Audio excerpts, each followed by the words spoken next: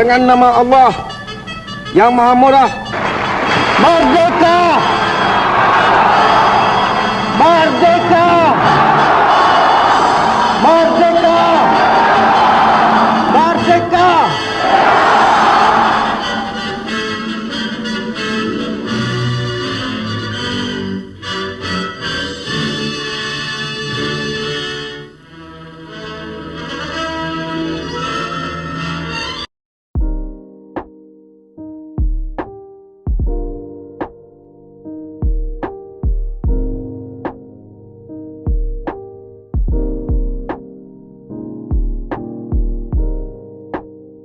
Bab 6. Perlembagaan Persekutuan Tiang Seri Etika dan Peradaban di Malaysia.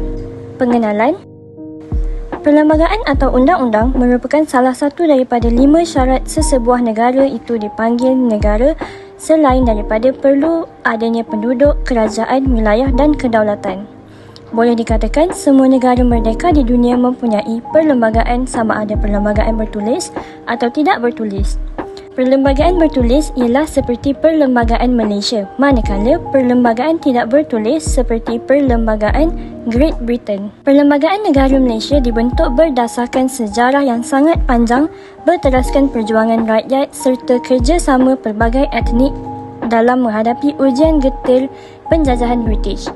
Perlembagaan Malaya dan Malaysia telah cuba sedaya upaya untuk memberi peluang kepada setiap rakyat supaya mendapat hak dalam kerukunan hidup bernegara dan menjiwai perjanjian yang mengambil kira hak dan peranan semua golongan yang bergelar pemerintah dan yang diperintah. Definisi dan konsep perlembagaan. Perlembagaan Malaysia merupakan undang-undang tertinggi dan ia mengandungi perkara yang menjadi asas perundangan kepada negara kita. Perlembagaan merupakan satu dokumen undang-undang bertulis yang telah dihasilkan berpandukan kepada Perjanjian Persekutuan Tanah Melayu 1948 dan Perlembagaan Tanah Melayu 1957. Perlembagaan Persekutuan Tanah Melayu telah digubal berdasarkan tinjauan Suruhanjaya Red melalui perbincangan dengan pelbagai kaum pada tahun 1956. Perlembagaan berkenaan berkuat kuasa pada 31 Ogos 1957 iaitu semasa kemerdekaan Tanah Melayu. Seterusnya, pada 16 September 1963 iaitu Hari Malaysia, perlembagaan ini telah diberi nama Perlembagaan Persekutuan Malaysia. Hakikatnya, tidak ada institusi awam maupun swasta yang boleh mengatasi ketertinggian Perlembagaan Malaysia. Malah, jika terdapat undang-undang persekutuan atau negeri yang bercanggah dengan Perlembagaan Persekutuan, ia boleh diisytiharkan sebagai tidak sah oleh mahkamah. Badan kerajaan iaitu badan-badan kerajaan perundangan, kehakiman, eksekutif serta yang di-Pertuan Agong juga tertakluk kepada Perlembagaan Malaysia. Kenyataan ini adalah berdasarkan perkara 4 dalam Perlembagaan Persekutuan yang menegaskan bahawa perlembagaan merupakan undang-undang utama persekutuan dan segala undang-undang yang bercanggah dengan perlembagaan akan terbatal setakat mana yang berlawanan. Malah, kuasa perundangan dan kehakiman mahkamah juga tertakluk kepada sekatan yang dikenakan oleh Perlembagaan Persekutuan. Sejarah pembentukan Perlembagaan Persekutuan. Perlembagaan bertulis yang paling awal dihasilkan di Tanah Melayu adalah pada tahun 1895, iaitu Undang-Undang Tubuh Negeri Johor. Perlembagaan Negeri Johor merupakan contoh perlembagaan kerajaan Melayu yang lengkap. Perlembagaan ini memperuntukkan bahawa seorang raja hendaklah berbangsa Melayu, berdarah raja, berketurunan raja-raja Johor, lelaki dan menganuti agama Islam. Menteri-menteri juga perlulah berbangsa Melayu, rakyat sultan dan menganuti agama Islam. Agama bagi negeri Johor ialah agama Islam. Agama Islam hendaklah secara terus-menerus dan selamanya menjadi agama negeri Johor. Peruntukan ini kekal termaktub dalam Undang-Undang Tubuh Negeri-Negeri yang Beraja sehingga kini. Perkara ini menunjukkan negeri-negeri di Tanah Melayu telah memiliki perlembagaan yang mantap dalam proses pemerintahan negeri masing-masing. Hakikatnya, prinsip Undang-Undang Negeri-Negeri Melayu ini tidak boleh disamakan dengan prinsip-prinsip perlembagaan moden disebabkan nilai dan struktur masyarakat pada masa dahulu berbeza dengan situasi masa kini. Seterusnya, Malayan Union. Penjajahan British ke atas tanah Melayu telah mengubah perlembagaan negeri-negeri di tanah Melayu dari sebuah wilayah bebas berdaulat kepada negara yang dijajah. Bagi mengekalkan kekuasaan British di tanah Melayu, British telah memperkenalkan Perlembagaan Malayan Union. Perlembagaan ini telah menetapkan bahawa pentadbiran Malayan Union akan diketuai oleh Gubernur bagi memastikan penyelarasan dasar dan pentadbiran antara tanah Melayu, Singapura, Brunei, Sabah dan Sarawak. Sultan-Sultan cuma menjadi raja kehormat sahaja, manakala majlis yang membincangkan hal ehwal agama Islam akan dianggotai oleh Sultan-Sultan, tetapi Gubernur yang menjadi pengerusinya. Perlembagaan Malayan Union juga cuba memberikan hak kerakyatan kepada golongan bukan Melayu menerusi prinsip jus soli yang bermaksud jika seseorang itu dilahirkan di tanah Melayu selepas Malayan Union, seseorang itu berhak menerima kerakyatan dengan mudah. Dari segi pentadbiran pula, Gubernur memerintah bersama dengan Majlis Penasihat sehingga dua badan tetap iaitu Majlis Perundangan dan Majlis Mesyuarat Kerajaan. Seterusnya, setelah memperoleh bidang kuasa ke atas negeri-negeri Melayu, Kerajaan British telah mengisytiharkan Malayan Union pada 1 April 1946. Tetapi, Malayan Union tidak dapat bertahan lama dan menjelang Februari 1948, ia telah dibubarkan. Hal ini kerana Malayan Union mendapat tentangan yang hebat daripada orang Melayu. Antara faktor-faktor yang membangkitkan penentangan masyarakat Melayu ialah kuasa Raja-Raja Melayu dilenyapkan dalam urusan pentadbiran negeri dan hanya berkuasa dalam hal ehwal agama Islam, adat istiadat Melayu. Seterusnya, pemberian hak kerakyatan yang sama pada kaum-kaum lain melalui prinsip jus soli. Yang ketiga ialah hak sama rata kepada semua warga negara tanpa mengira bangsa, iaitu penduduk pribumi tidak memiliki apa-apa keistimewaan. Akhir sekali ialah cara Harold Michael mendapatkan tanda tangan Raja-Raja Melayu yang menggunakan cara paksaan dan ugutan. Seterusnya ialah Persekutuan Tanah Melayu 1948. Perlembagaan Malayan Union telah diganti dengan Perlembagaan Persekutuan Tanah Melayu 1948. Perlembagaan ini memperuntukkan kerajaan pusat berkuasa dalam semua perkara tetapi pada masa yang sama mengekalkan autonomi negeri-negeri serta menghormati kebesaran martabat dan bidang kuasa raja-raja dalam hal ehwal Islam dan adat istiadat Melayu serta prinsip jus soli telah digugurkan. Pembentukan persekutuan merupakan kejayaan kepada orang Melayu kerana mengiktiraf kedaulatan dan hak negeri-negeri yang dahulunya telah dihapuskan dalam Malayan Union. Seterusnya, Perlembagaan Persekutuan Tanah Melayu 1948 telah menjadi asas bagi Perlembagaan Persekutuan Tanah Melayu 1957. Seterusnya, kemerdekaan merintis kerjasama antara etnik. Persekutuan Tanah Melayu telah mengeratkan kerjasama di antara etnik Melayu dan bukan Melayu. Pilihan Raya Umum 1955 telah memperlihatkan Parti Perikatan yang diterajui oleh UMNO mengamalkan perkongsian kuasa melalui pembahagian kerusi. Pilihan Raya Umum 1955 telah membuktikan penolakan sikap perkauman dalam kalangan orang Melayu. Melalui Parti Perikatan Kerjasama Erat antara tiga kaum terbesar iaitu Melayu, Cina, India, melalui UMNO, MCA dan MIC, telah menubuhkan jawatan kuasa kerja Majlis Sementara Perikatan untuk menghadapi pilihan Persekutuan 1955. Hakikatnya, orang Melayu merupakan pengundi terbesar. Namun, UMNO telah memperuntukkan 15 kerusi untuk MCA dan 2 kerusi untuk MIC. Barisan Kepimpinan UMNO telah menggesa orang Melayu agar membuang sifat perkawaman dan bersedia bertolak angsa demi mencapai kemerdekaan.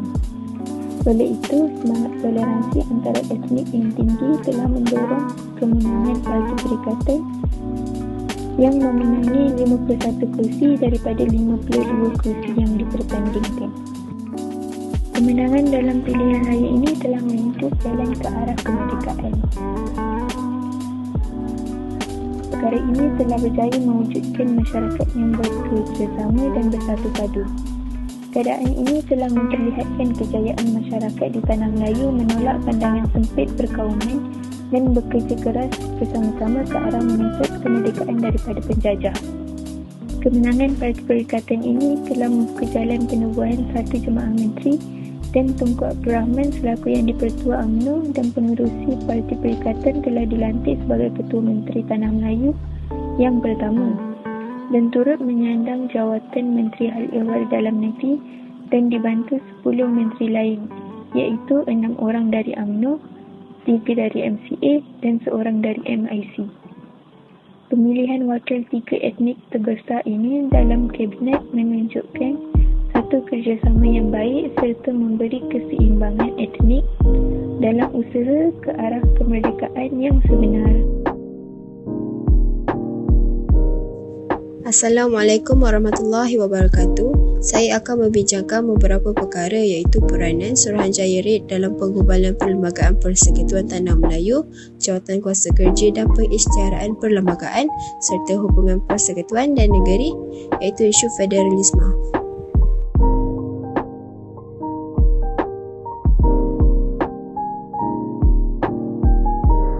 Peranan Suruhanjaya RED dalam penggubalan Perlembagaan Persekutuan Tanah Melayu.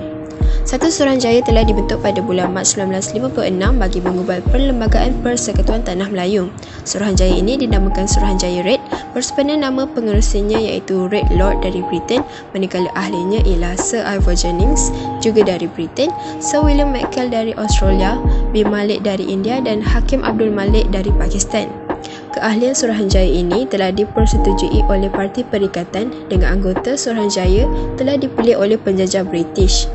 Ia tidak melibatkan rakyat Tanah Melayu iaitu bertujuan untuk menentukan dan bertanggungjawab merangka perlembagaan yang lebih telus. Suruhanjaya ini diamanahkan untuk menggubal perlembagaan bagi Tanah Melayu yang memegang asas pemerintahan demokrasi berparlimen. Malah Suruhanjaya ini disarankan menggubal perlembagaan dengan menepati faktor berikut.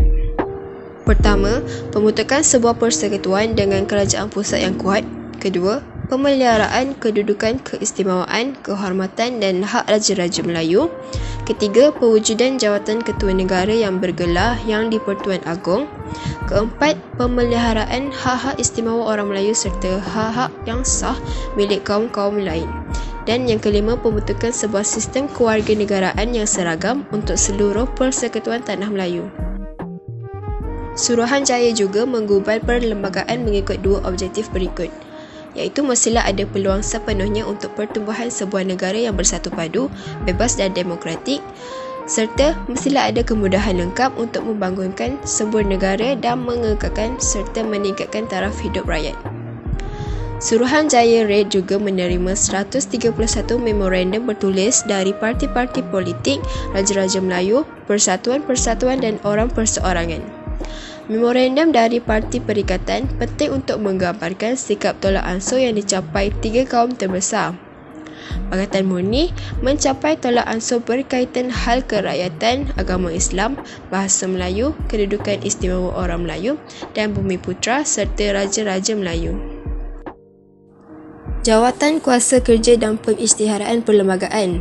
Satu jawatan kuasa telah ditubuhkan yang dianggotai Parti Perikatan, Raja-Raja Melayu dan penjajah British meneliti cadangan Suruhanjaya RED yang seterusnya menyediakan kertas putih.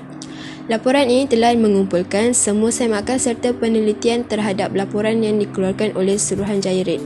Kertas putih yang mengandungi beberapa pindaan tersebut telah diserahkan kepada Ratu British dan Raja-Raja Melayu pada bulan Februari 1957.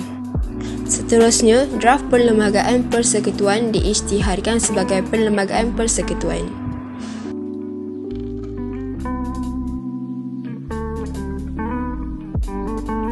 Seterusnya, kandungan perlembagaan. Perjumpaan yang diadakan untuk mewujudkan draft perlembagaan adalah sebanyak 18 kali di Kuala Lumpur dan 13 kali di tempat lain. Draft terakhir perlembagaan disemak selama 2 hari dan tidak ada perbahasan mengenainya dibuat dalam Majlis Undangan Persekutuan.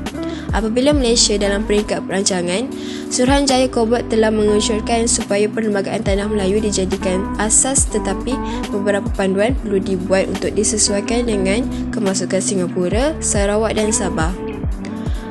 Bagi menyelesaikan masalah ini, jawatan kuasa antara kerajaan dibentuk mengandungi jawatan kuasa kecil perlembagaan, keuangan, perundangan, perkhidmatan awam dan pengurusan jabatan. Apabila pindaan dibuat, ia tidak hanya berkaitan dengan kedudukan negeri Borneo sahaja, tetapi dibuat melibatkan negeri lain. Perlembagaan Malaysia dibahagikan kepada beberapa susunan perkara, iaitu terdapat 14 bahagian kesemuanya.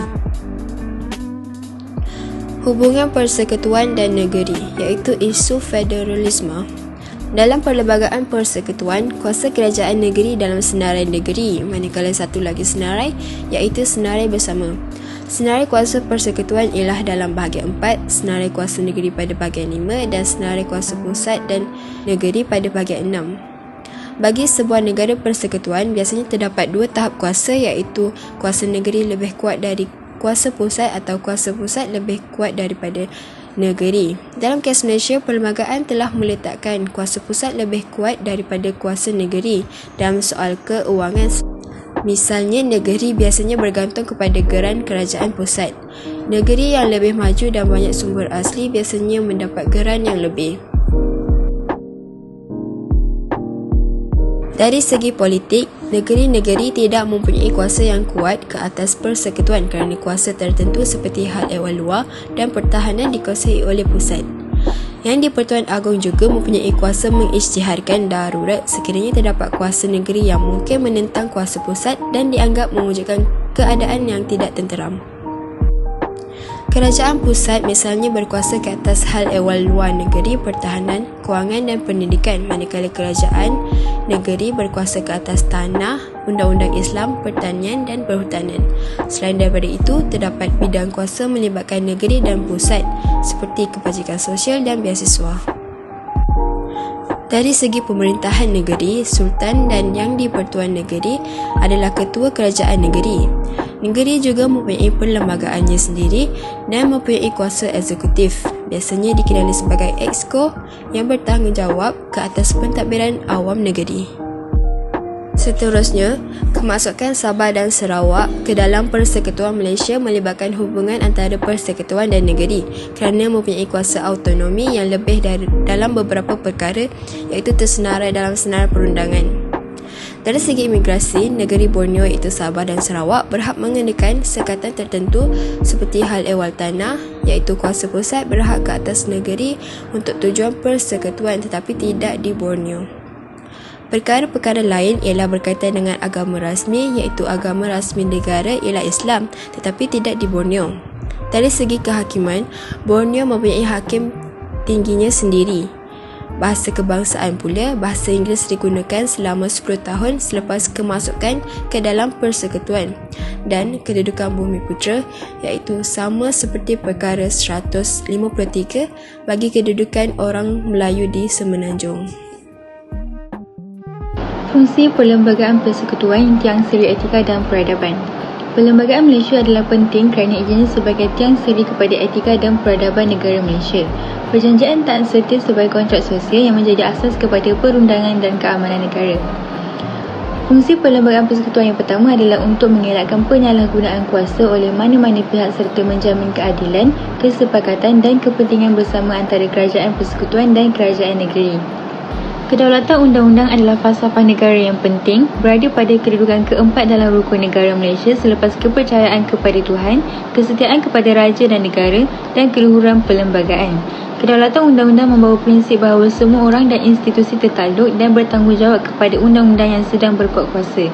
Keadilan yang diasaskan atas kedaulatan undang-undang ialah apabila setiap rakyat sama tarafnya di sisi undang-undang negara.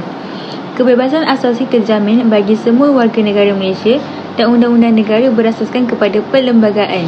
Prinsip kedaulatan undang-undang turut menekankan accountability kerajaan, akses yang sama kepada sistem pengadilan, badan kehakiman yang cekap, undang-undang yang jelas, undang-undang umum yang stabil dan perlindungan hak asasi manusia. Perlembagaan Persekutuan membahagikan kuasa untuk menggubal undang-undang di antara Parlimen dan Dewan Undangan Negeri iaitu DUN. Perlembagaan menyatakan jenis undang-undang yang boleh digubal oleh Parlimen dan jenis undang-undang yang boleh digubal oleh DUN. Terdapat 3 senarai dalam perlembagaan. Yang pertama, senarai persekutuan iaitu menyenaraikan perkara-perkara yang terletak di bawah kuasa Parlimen. Yang kedua, senarai negeri iaitu menyenaraikan perkara-perkara yang terletak di bawah kuasa DUN.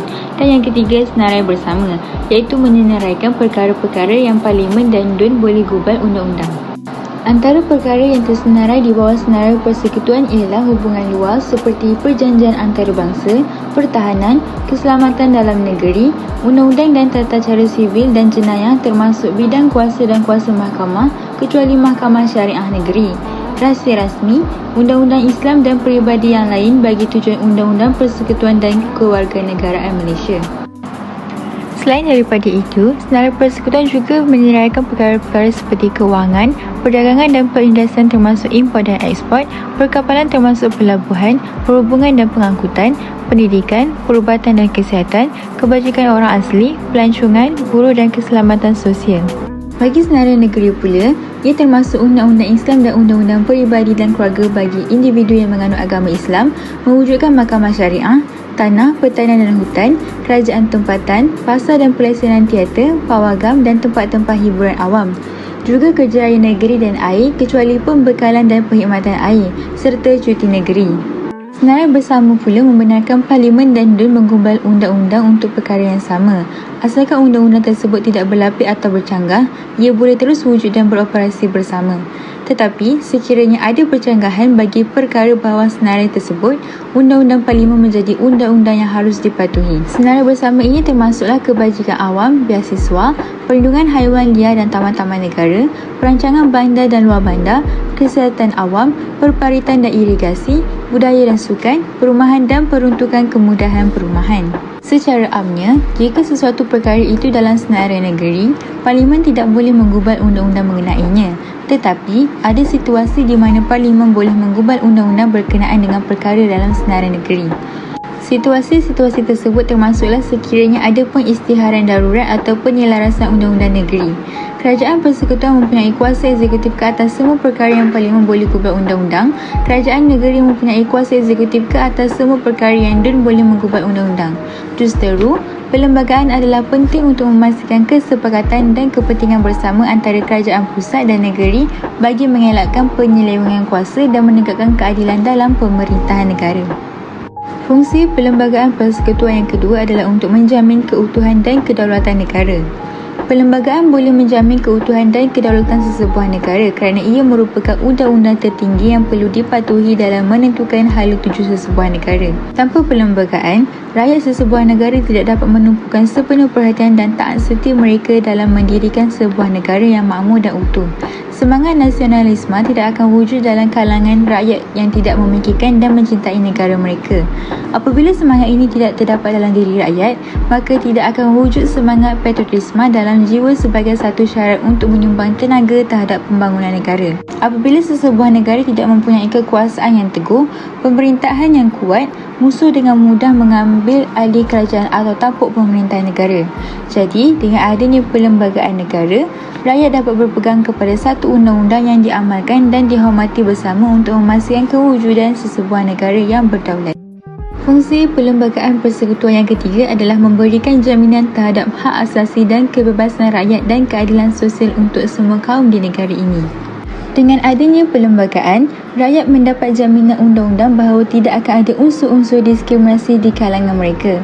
Pembahagian kuasa dinyatakan secara jelas dalam perlembagaan antara rakyat dengan pemerintah serta badan perundangan telah memisahkan antara satu sama lain daripada melakukan penindasan dan salah guna kuasa. Tidak ada pihak mendapat keistimewaan dari segi undang-undang. Sebaliknya, semua orang harus menghormati dan mematuhi perlembagaan negara. Sikap ini boleh membantu mewujudkan perpaduan di kalangan rakyat sebagai syarat untuk membolehkan mereka hidup aman dan damai. Selain daripada itu, perlembagaan persekutuan juga dapat menjamin kestabilan negara. Walaupun pada dasarnya perlembagaan boleh dipinda, namun ia tidak boleh dilakukan dengan sewenang-wenangnya. Dengan adanya perlembagaan sebagai undang-undang tertinggi negara, pihak-pihak yang bertentangan antara satu sama lain boleh menjadikan ia sebagai sumber rujukan untuk menyelesaikan masalah yang timbul. Keadaan tegang akibat daripada perasaan tidak puas hati dapat dielakkan jika rakyat diwajibkan menurut dan menghormati apa yang tercatat di dalam perlembagaan. Masalah ketidakfahaman boleh diselesaikan dengan tenang berdasarkan undang-undang yang telah sedia ada di dalam perlembagaan. Apabila semua pihak yang bertentangan duduk membincangkan masalah mereka secara bersama, maka masalah yang mungkin timbul tidaklah begitu sukar diselesaikan. Justeru itu, dengan adanya perlembagaan sebagai sumber rujukan utama dari segi perundangan, ia dapat menyelesaikan konflik yang berlaku di dalam sebuah negara dengan lebih mudah. 6.5.3 Bahasa Melayu. Bahasa Melayu telah diperuntukkan sebagai bahasa kebangsaan yang diguna pakai dalam berkomunikasi atau disebut sebagai bahasa pertuturan. Pernyataan ini dibincangkan dalam perlembagaan melalui Perkara 152. Walau bagaimanapun, bahasa-bahasa lain tetap dilindungi dan perlembagaan telah memperuntukkan bahawa tiada sesiapa pun yang boleh dilarang atau ditahan sekiranya mempelajari atau mengajar bahasa lain. Peruntukan menjadikan bahasa Melayu sebagai bahasa rasmi negara bertujuan untuk menyatu padukan rakyat pelbagai etnik yang terdapat di Malaysia. Hasil persetujuan perlembagaan, bahasa Melayu diangkat sebagai bahasa kebangsaan seperti yang termaktub dalam Perkara 152 Perlembagaan Persekutuan. Malah, bahasa Melayu juga mendapat keistimewaan dalam perlembagaan melalui peruntukan Perkara 150 dalam kurungan 6A iaitu walaupun dalam keadaan darurat bahasa Melayu tetap dilindungi martabatnya sebagai bahasa kebangsaan. Seterusnya, Perkara 10 dalam kurungan 4 pula meneguhkan kedaulatan bahasa Melayu apabila isu kedaulatannya dianggap sebagai perkara sensitif, iaitu dilarang untuk dibahaskan secara terbuka demi memelihara ketenteraman dan menjaga keselamatan. Selain itu, dalam Perkara 159 dalam kurungan 5 pula, sebarang rombakan tentang kedudukan bahasa Melayu mesti mendapat sokongan 2/3 Dewan dan perkenan Majlis Raja-Raja, iaitu untuk mengukuhkan dan memelihara martabat bahasa Melayu. Selain itu, Akta Bahasa Kebangsaan melalui Seksyen 4 menegaskan kedudukan bahasa Melayu sebagai bahasa rasmi Kerajaan Persekutuan dan Kerajaan Negeri kecuali bagi tujuan-tujuan hubungan diplomatik dan latihan untuk pakar asing. Justeru, bahasa Melayu sebagai bahasa kebangsaan serta keadilan tidak meminggirkan bahasa etnik lain untuk diamalkan bertujuan untuk menyatu padukan pelbagai etnik melalui penggunaan satu bahasa yang sama sebagai bahasa perantaraan bagi memupuk semangat kerjasama dan mencetuskan suasana harmoni di Malaysia. Seterusnya, 6.5.4 Kedudukan Istimewa Orang Melayu. Peruntukan bagi hak keistimewaan orang Melayu dalam perlembagaan bukan sahaja setakat dalam Perkara 153 tetapi juga terangkum dalam Perkara 8 dalam kurungan 5E, Perkara 89 dan 90 dan Jadual 13. Merujuk kepada Perlembagaan Persekutuan Orang Melayu ditakrifkan dalam Perkara 160 dalam kurungan 2 sebagai seseorang yang menganut agama Islam lazimnya akan bercakap dalam bahasa Melayu menurut adat istiadat Melayu dan lahir sebelum hari merdeka di Persekutuan atau di Singapura, atau ibu atau bapanya telah lahir di Persekutuan atau di Singapura, atau pada hari merdeka itu ia adalah berdomisil di Persekutuan atau di Singapura, ataupun ia adalah keturunan seseorang yang tersebut. Seterusnya, terdapat beberapa perkara yang boleh dibincangkan dalam peruntukan tersebut iaitu untuk menjadi seorang Melayu bagi masuk perlembagaan, tidaklah semestinya seseorang itu berketurunan Melayu. Contohnya, seorang Arab atau India boleh dianggap sebagai Melayu sekiranya ia menganut agama Islam. Oleh itu, menjadi kelazimannya untuk bertutur dalam bahasa Melayu dan mengamalkan adat Melayu. Sebaliknya, walaupun dia seorang Melayu jati daripada keturunan Melayu sekalipun, bagi masuk perlembagaan ia bukan Melayu jika bukan beragama Islam. Yang kedua, untuk menjadi seorang Melayu bagi masuk perlembagaan, seseorang itu mestilah mempunyai sedikit sebanyak hubungan dengan Persekutuan Tanah Melayu atau Singapura. Oleh itu, seorang Indonesia yang menganut Islam kebiasaannya bertutur dalam bahasa Melayu dan mengamalkan adat Melayu. Terusnya, peruntukan orang Melayu dalam perlembagaan persekutuan. Pertama, perkara 153. Perkara ini menjelaskan bahawa adalah menjadi tanggungjawab YDPA untuk menjamin kedudukan istimewa orang Melayu dan juga melindungi hak kaum lain. YDPA atas nasihat kerajaan boleh memberi peruntukan kepada orang Melayu beberapa bahagian yang difikirkan patut dalam perkara-perkara berikut. Yang pertama, menentukan kadar perhizaban dalam beasiswa, bantuan dan keistimewaan pelajaran dan latihan atau kemudahan khas yang diberikan atau diadakan oleh kerajaan. Yang kedua, menentukan suatu kadar bilangan jawatan dalam perkhidmatan awam. Dan yang terakhir, menentukan kadar perhizaban, permit dan lesen bagi menjalankan sebarang perniagaan atau pekerjaan. Yang kedua, perkara 89 yang menyentuh tentang Tanah Rizab Melayu, iaitu Tanah Rizab Melayu terus menjadi Tanah Rizab Melayu selepas merdeka. Yang kedua, mana-mana tanah yang bukan Tanah Rizab Melayu boleh diisytiharkan sebagai Tanah Rizab Melayu mengikut undang-undang. Yang ketiga, kerajaan negeri boleh mengambil tanah untuk menempatkan orang Melayu dan bukan Melayu. Dan yang terakhir, jika tanah tersebut telah dimiliki oleh orang bukan Melayu, maka Tanah Rizab Melayu tidak boleh diisytiharkan. 3. Perkara 90 bila menyentuh mengenai pengecualian undang-undang yang ada berkenaan tanah adat di Negeri Sembilan dan Melaka serta undang-undang yang ada di Terengganu mengenai tanah pegangan orang Melayu. Keempat, perkara 8 dalam kurungan 5F pula menjelaskan bahawa kemasukan untuk perkhidmatan Regimen Askar Melayu Diraja hanya diperuntukkan kepada orang Melayu. Namun, kemasukan ke regimen tentera yang lain adalah terbuka kepada semua etnik di Malaysia dan tiada sekatan dikenakan. Yang kelima, jadual 13 dalam perlembagaan menjelaskan bahawa 4 prinsip yang perlu dipatuhi sebelum penentuan atau penyemakan semula sepadan pilihan raya dibuat. Oleh itu, keempat-empat prinsip tersebut ialah sebuah kawasan hendaklah jangan melintasi sempadan negeri dan dipertimbangkan kesukaran yang akan timbul jika kawasan Dewan Undangan Negeri meliputi Dewan Rakyat. Yang kedua, perlunya dipertimbangkan segala kemudahan yang ada dalam berkenaan bagi pendaftaran pengundi. Yang ketiga, ditetapkan juga bahawa jumlah pengundi bagi tiap-tiap kawasan pilihan raya hendaklah sama. Dan yang terakhir, perlembagaan juga menetapkan bahawa kawasan luar bandar hanya separuh daripada jumlah pengundi bagi sesebuah kawasan pilihan raya di bandar diperlukan. Yang terakhir, penghayatan nilai. Antara penghayatan dan penerapan etika dalam menghayati perlembagaan persekutuan sebagai tiang seri etika dan peradaban di Malaysia adalah seperti berikut, iaitu yang pertama, menghayati sejarah perlembagaan persekutuan sebagai perundangan tertinggi negara.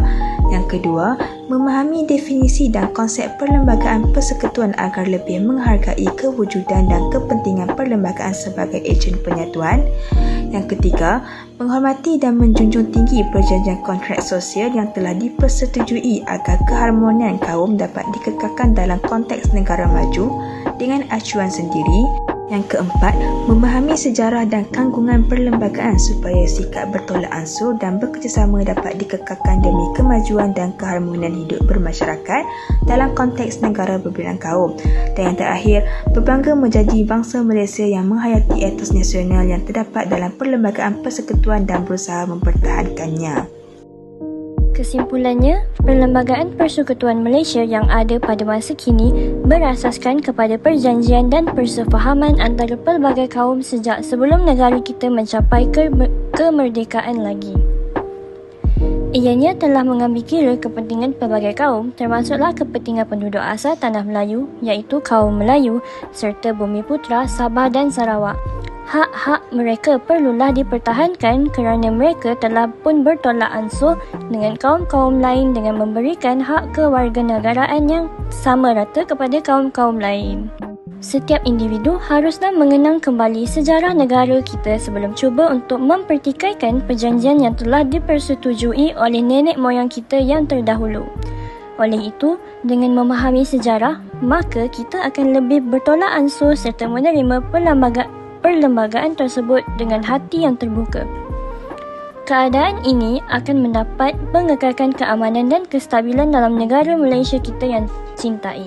Perlembagaan Persekutuan memperakui dan menerima bentuk pembinaan negara bangsa Malaysia yang dipersetujui oleh negarawan kemerdekaan negara antaranya Tunku Abdul Rahman, Tun Tan Cheng Lock dan Tun Viti Sambantan. Perlembagaan itu dipegang sebagai etos nasional yang menjadi panduan hidup bernegara dalam aman, damai dan bersatu padu. Walaupun wujudnya kepelbagaian bangsa, rakyat masih berbangga dengan identiti etnik masing-masing berteraskan ruang sivik yang semakin melebar dengan mengutamakan kestabilan, kemajuan, keadilan, keterangkuman, kebebasan, hak dan demokrasi. Pendapat awam dimiliki mereka lebih berbentuk persamaan dari perbezaan. Mereka berhubungan bukan dengan mengambil dimensi etnik dan agama yang memisahkan mereka tetapi bersifat mendata dipengaruhi oleh nilai sivik sepunya. Keadaan ini menggambarkan masyarakat Malaysia hari ini bukan sebuah masyarakat majmuk tetapi sebuah masyarakat yang rencam. Kajian ini menunjukkan kesepaduan sosial dan etos bangsa terbina dengan baik di negara ini. Keharmonian ini telah menstabilkan negara hingga kemajuan negara terjamin. Sekian, terima kasih.